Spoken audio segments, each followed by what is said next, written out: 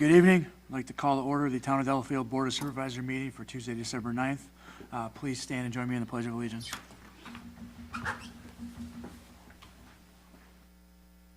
Pledge allegiance to the flag of the United States of America and to the republic for which it stands, one nation, under God, indivisible, with liberty and justice for all.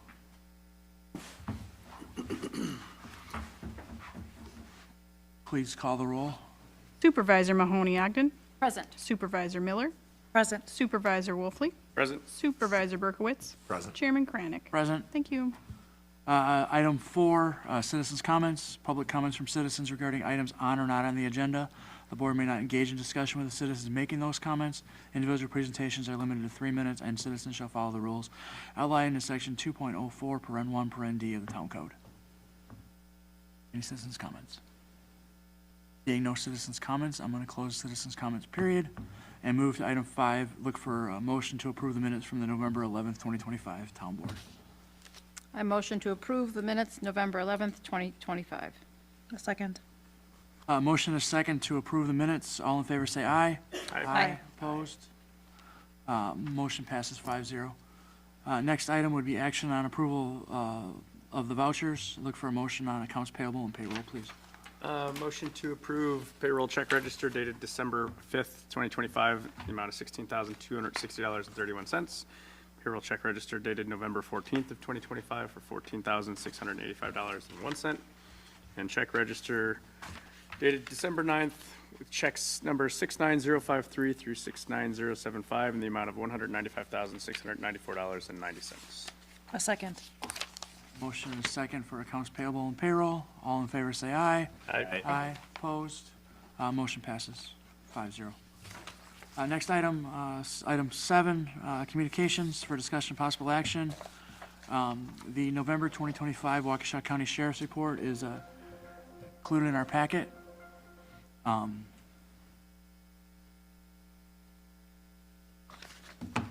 If there's anything that sticks out or we need to get more clarification on, let us know, and we'll follow up with the Sheriff's Department.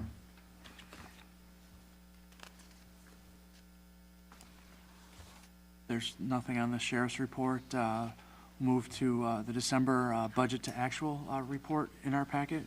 And if the administrator has any color she'd like to add. No comments. We're still on track. Item C, the 25-26 resident survey is live and available. And the tax bills, item D, are to be mailed and received hopefully by December 15th. I actually have an update for that. Okay. I received notice today that the tax bills are available on the tax Waukesha County website, so you can print them off yourselves if you want.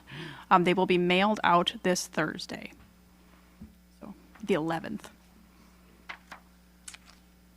People are very excited about this. Item 8, unfinished business. There is none. Item 9, new business for discussion possible action. Item A, presentation by Mike Walden, commercial insurance consultant from R&R Insurance.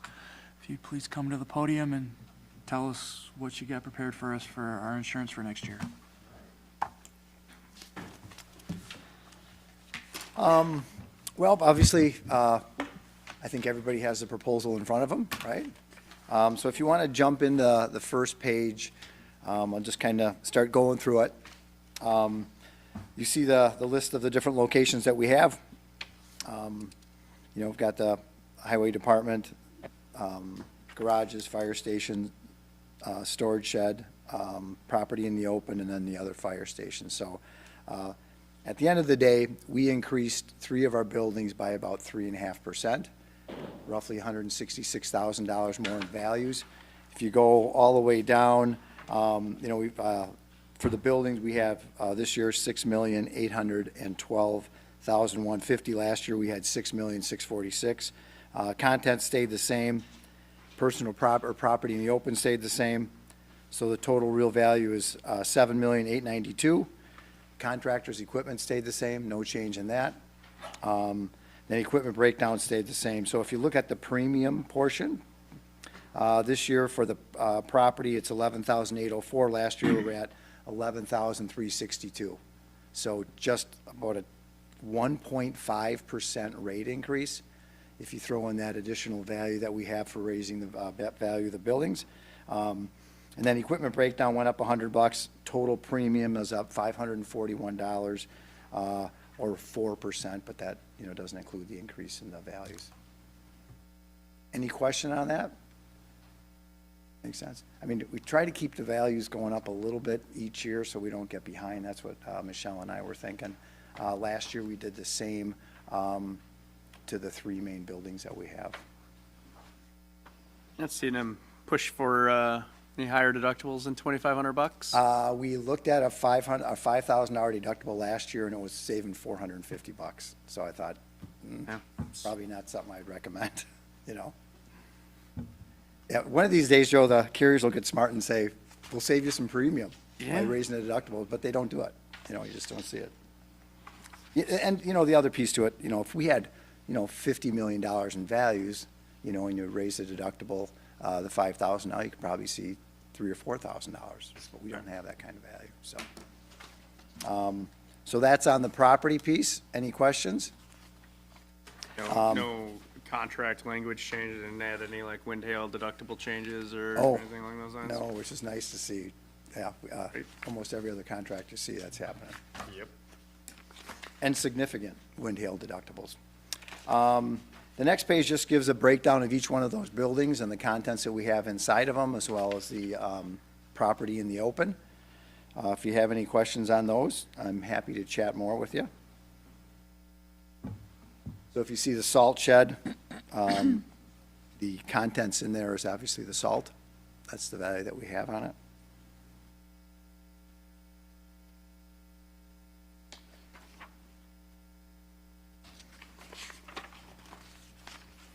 Assuming they adjust or account for the fact that that's a consumable.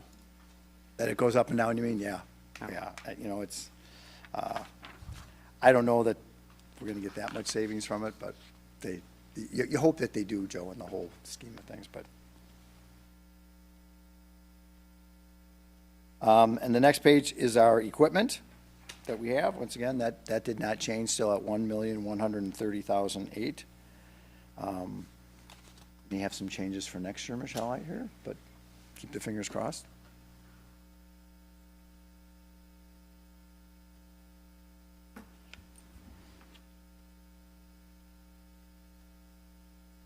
And if you see something there, on that list that looks to you to be, underinsured a little bit, we probably would want to boost it a little bit, because it's on actual cash value. I know Donnie's gone through this.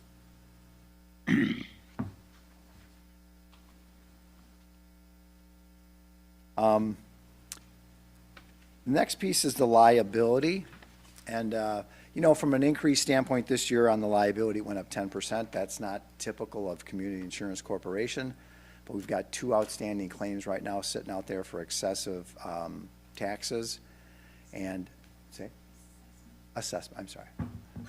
Excessive assessment. Just to send out somebody to appraise those properties will be about $10,000. So that's the $10,000 for each one of those claims, and then obviously there's some attorney's fees that go along with it. So this year, the general liability, we've got a limit of $5 million. The total cost went up $2,687 over last year. The auto liability stayed the same, but it was all just really on the general liability piece of it. We do include, each year, the town has taken the auto med pay for $150, and then injunctive relief. In the past, you've also taken that. I think it makes sense certainly to take auto med pay and injunctive relief for sure. We had a claim probably 3 or 4 years ago where we used the injunctive relief. So, and that's just a claim that comes to the table, but they're not asking for any money in their suit, and so it just picks up if there is dollars that we end up having to pay out. Any question on that?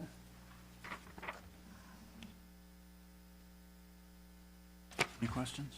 This is just a little bit about the coverage that we have on the liability side. The general liability picks up your auto liability, it picks up your general liability, board members' legal liability, employment practices liability. So it's just a little highlight to give you a little information about the coverages that are part of it. The next piece is our cyber. And guys, I probably worry more about cyber now than I do any other claim out there. Our office sees a claim almost every single day from our roughly 6,000 customers. Kudos to Michelle. You know, she's trying to get out some messaging to the employees here to make sure they understand about cybersecurity and what you need to pay attention to. You know, as I go through the cyber application that we completed, so, you know, one of the things I look at, it might not be bad to consider, you know, software that would detect intrusions that are coming into the organization. So probably not a bad thing to look at. Maybe Chris from RA would look at it for you, but it's just one way to, you know, they're snooping around regardless. They're in your system snooping around, and if you don't have something like that, you're never going to know until it's too late. So I know there's a brand name, Darmac. I'm not here trying to sell you any software because I don't know it well enough, but it might be something to look at. So the cyber liability, I look at it really two pieces. One is they pay us, right? So if we have damage to our equipment, we've got to reload, get our software back, it'll pay us for that, right? So that's first-party coverage. Third-party coverage is we would pay somebody else for a loss of their information. So somebody hacks into our organization and steals every member of the town, right? Gets that information. Now they want to sue us. So that would be the third party, right? So there's two pieces, first party and third party. And then, you know, we also provide the crime piece that goes along with your cyber, as well as ransomware that goes along with it. There's $1 million aggregate coverage, but the ransomware is, you know, cut out. You got $500,000 for ransomware, $500,000 for cyber extortion, data recovery costs, $500,000, reputational loss, $500,000, and then you go into the liability piece, data and network liability. So if somebody sues us personally or sues the town for, you know, somebody breaching that information. And then if you go into the crime piece, you have fraudulent instruction. That's what we call social engineering.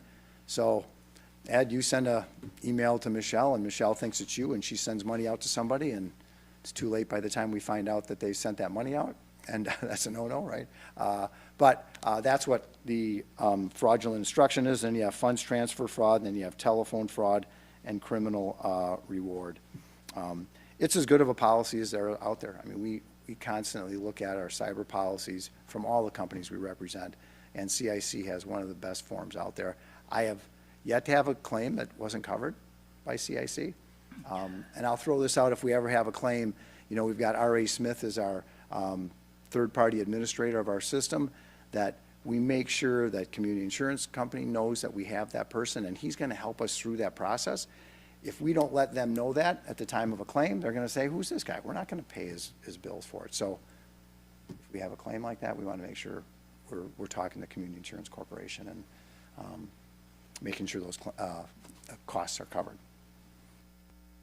Any question on the cyber?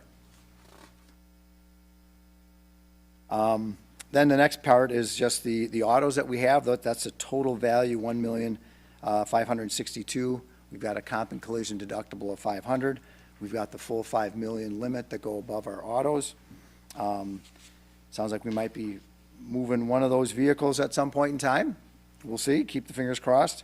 Yeah, uninsured and underinsured motorists, we have $25,000, and due to the state statutes that are given to municipalities, no reason to have any higher limit than that. And then there's also a $1,000 med pay.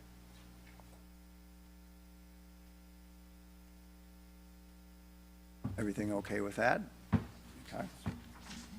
Then we have crime coverage, which is separate from the crime that we have on the cyber policy. We have $50,000 for employee theft.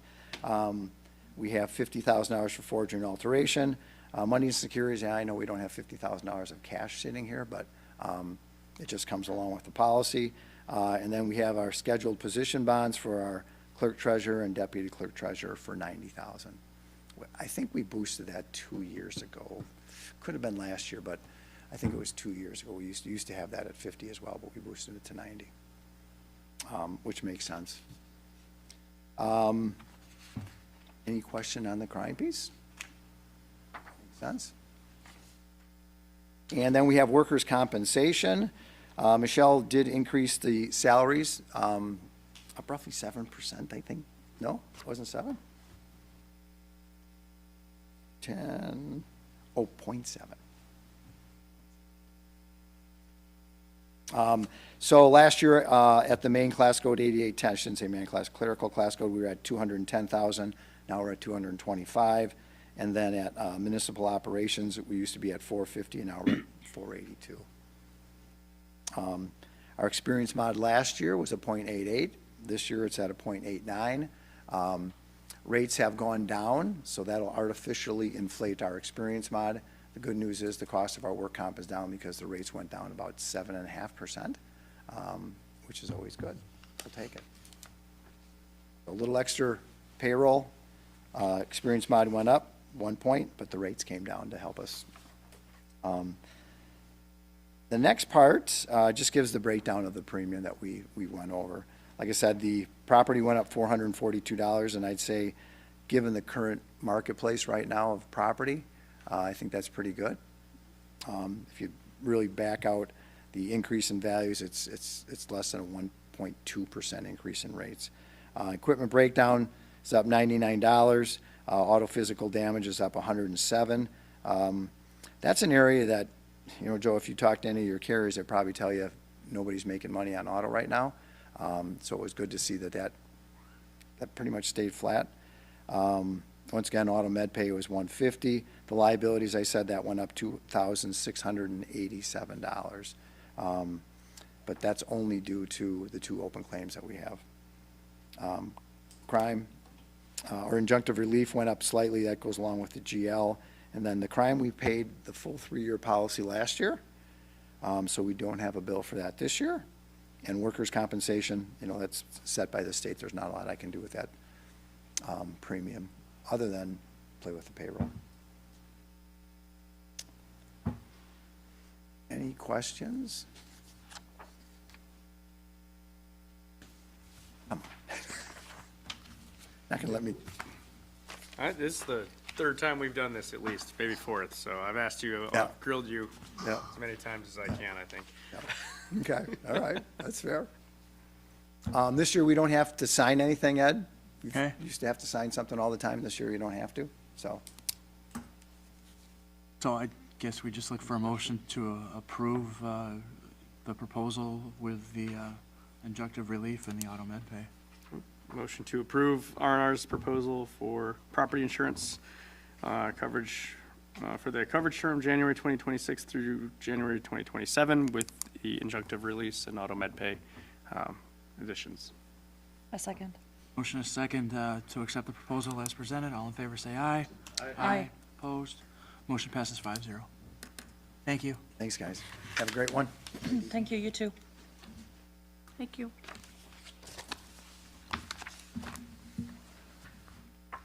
Item C, consideration of a request from Robert Davies RED Property LLC and William B. and Kathy J. Davies Revocable Trust owners to rezone a 10.4946 acre parcel of land located in the south side of US Highway 18, approximately 1,200 feet west of County Highway G, Elmhurst Road, from A1 Agricultural District to A2 Rural Home District, tax key number DELT 0860.991.001, as recommended unanimously by the Town Plan Commission at their December 2nd meeting.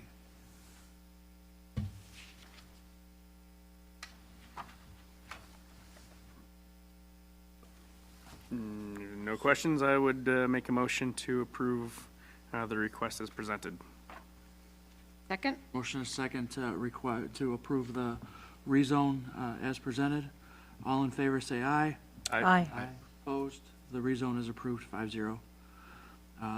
Item E, or item D, consideration of a request from Carrie and Pollyanna Rogers, owners, to rezone approximately 2.8 acres of land from A1 Agricultural District to A2 Rural Home District in order to construct an accessory structure at W310S231 Maple Avenue, tax key number DELT 0849.997.009, again, as recommended unanimously at the Town Plan Commission at their December 2nd meeting.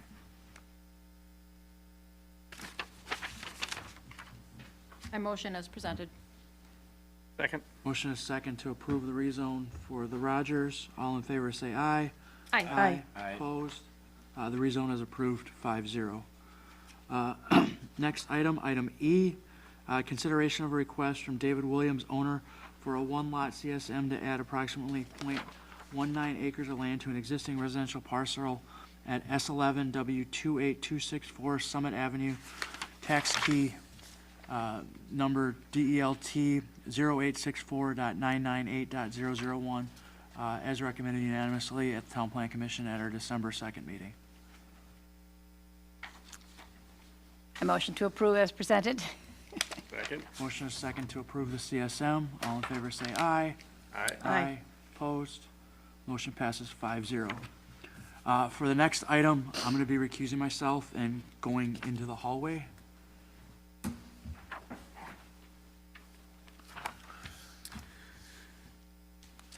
Okay. Wow.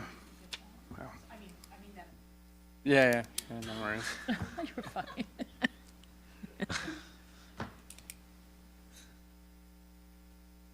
And this is for F, right? F, Yeah, yes. for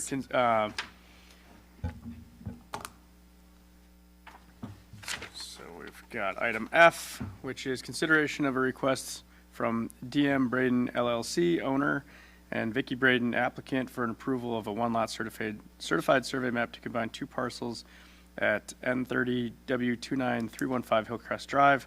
Tax key numbers DELT 0764.029 and .030 as recommended by the Plan Commission at their December 2nd meeting. I second. I motion to approve as presented. Sorry, I second. We've got a motion and a second. All in favor? Aye. Aye. Aye. Opposed? Wonderful. Ed?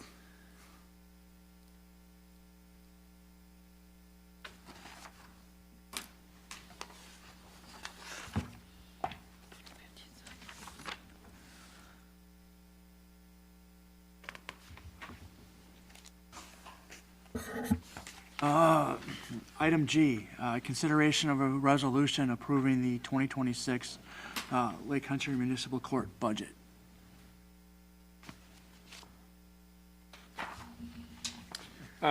We've gone through this before, right? I mean, this is their budget and, And it's basically a pass-through. It's I was gonna say, basically, Correct. it self-funds itself. We're not, Yeah. there's no taxpayer money going to the court, right? so no If real. for some reason the fees that we pay for the court and the prosecutor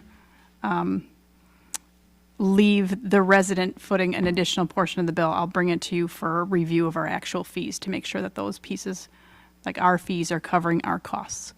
So this is, if we use them, this is what it would, this is the structure it would be, and they give us this resolution every year. Motion to approve the 2026 municipal court budget.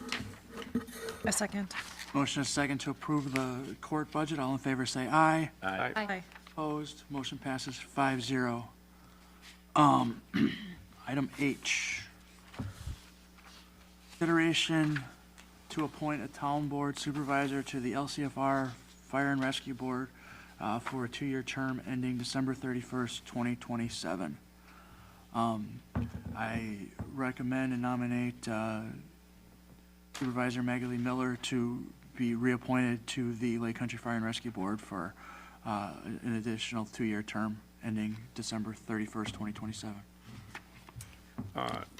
Does that need a second? Or- Second? Motion is second. All in favor say aye. Aye. Aye. Opposed. Motion passes 5-0. Did you abstain? I did not abstain, but I abstain Okay, so it's officially. 4-0-1 with one abstention.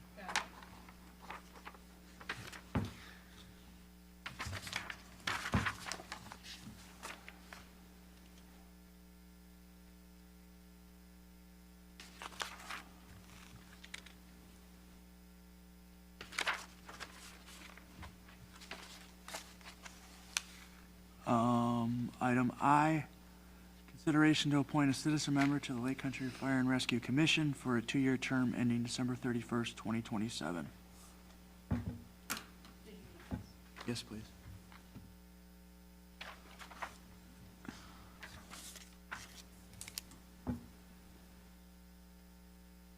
I nominate that we reappoint John Schrader as the citizen member to the LCFR Commission with a term expiring December 31st, 2027. Second. Motion is second. All in favor say aye. Aye. Opposed? Motion passes 5-0. Item J, consideration to appoint 2 citizens members and 1 alternate member to the Zone of Boarding Appeals for a 3-year term ending January 1st, 2029. Recommend and I nominate that we reappoint Dave Mihalovich as the alternate, and as the citizen members, Robert Shebley and Heather Shaw as the citizen members, with their terms expiring 3 years, Second. January 1st, 2029.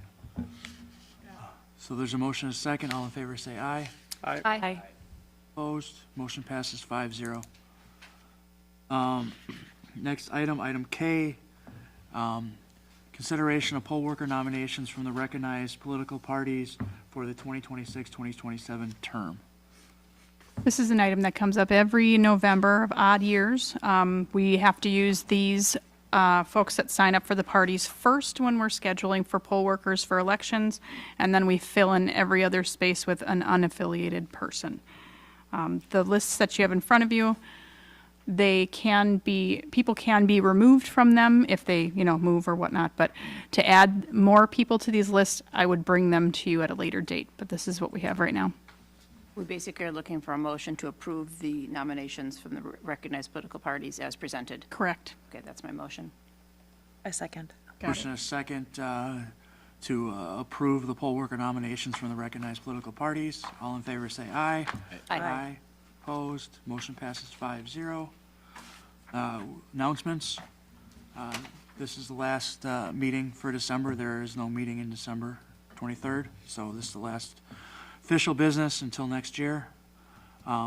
There is a plan commission meeting that is tentatively scheduled for January 6th at 6:30. The next regularly scheduled town board meeting is scheduled for Tuesday, January 13th at 6:30. And the next Lake Country Fire and Rescue Board meeting is scheduled for Wednesday, January 28th at 5 o'clock at the City of Delafield Station. Motion to adjourn? Second. Motion and a second to adjourn. All in favor say aye. Aye. Aye. Opposed? We are adjourned 5-0. Thank you, everybody. 6:58.